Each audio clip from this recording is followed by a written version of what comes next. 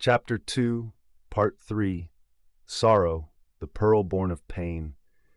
Now, we ascend to the highest chamber of sorrow's mansion, where we discover what seems impossible from the depths below, that grief can be a teacher, that loss can be a doorway, that sorrow can polish the soul until it shines with a light that only comes from having been broken and remade.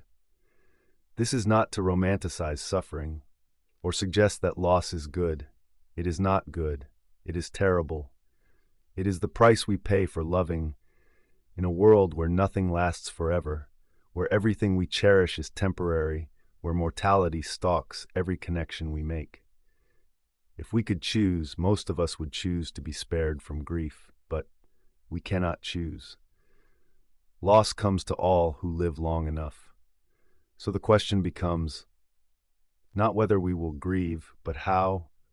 Will we allow sorrow to destroy us, or will we allow it to transform us? Will we let it harden us into bitterness or soften us into compassion?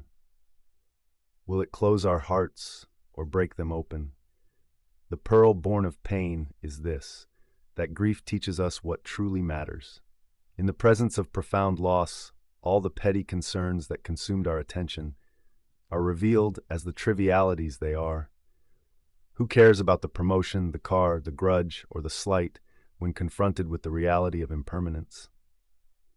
Grief strips away the superficial and reveals the essential. We learn that love is the only thing that matters, not the acquisition of things, not the achievement of status, not the winning of arguments, or the cultivation of image, but love. Connection, presence, the moments we share with those we cherish, the kindness we offer and receive, the truth we speak and hear. This is what remains when everything else is taken away. Having learned this, we live differently. We hold our loved ones a little closer, knowing their presence is not guaranteed. We speak our truth a little more readily, knowing we may not get another chance. We forgive a little more freely, knowing that life is too short for grudges, and we appreciate them a little more deeply, knowing that everything is temporary and therefore precious. Grief also teaches us that we are stronger than we knew. We have survived what we thought would kill us. We have carried what we thought was too heavy to bear. We have continued breathing, walking, and living even when every cell in our body wanted us to stop. This is a terrible strength, hard won and dearly bought, but it is strength nonetheless. Perhaps, most importantly, sorrow cracks open the heart in a way that joy never could. It creates fissures through which light can enter and love can pour out. The broken heart is also the open heart, capable of feeling more deeply, loving more fiercely, and connecting more authentically than the heart that has never known loss. Those who have grieved deeply can sit with others who grieve without needing to fix them, or rush them, or minimize their pain. They can hold space for sorrow without flinching from it. They can be present with suffering without trying to eliminate it.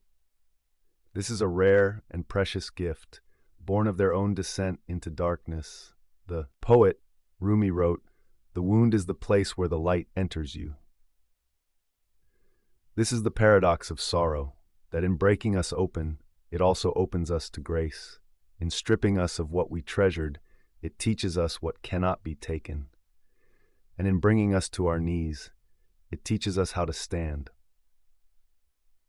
The pearl is beautiful, not despite being formed through irritation and pain, but because of it. Layer by layer, the oyster transforms the grain of sand that wounds it into something precious. So too does the soul transform grief, layer by layer, year by year, into wisdom, compassion, depth, and beauty. This transformation is not quick or easy. It cannot be rushed or forced. It requires patience, time, and above all, a willingness to feel the full depth of sorrow, without running from it, numbing it, or bypassing it in pursuit of premature healing. But For those who walk this path fully, who descend into grief and allow it to do its work, who emerge not unscathed but transformed, for them, sorrow becomes sacred, not pleasant, not desired, but sacred nonetheless.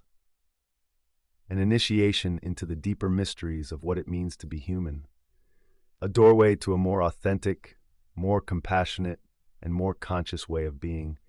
We do not thank grief for coming, but we can thank it for what it gives, for how it transforms us, and for the pearl it leaves behind when its work is done.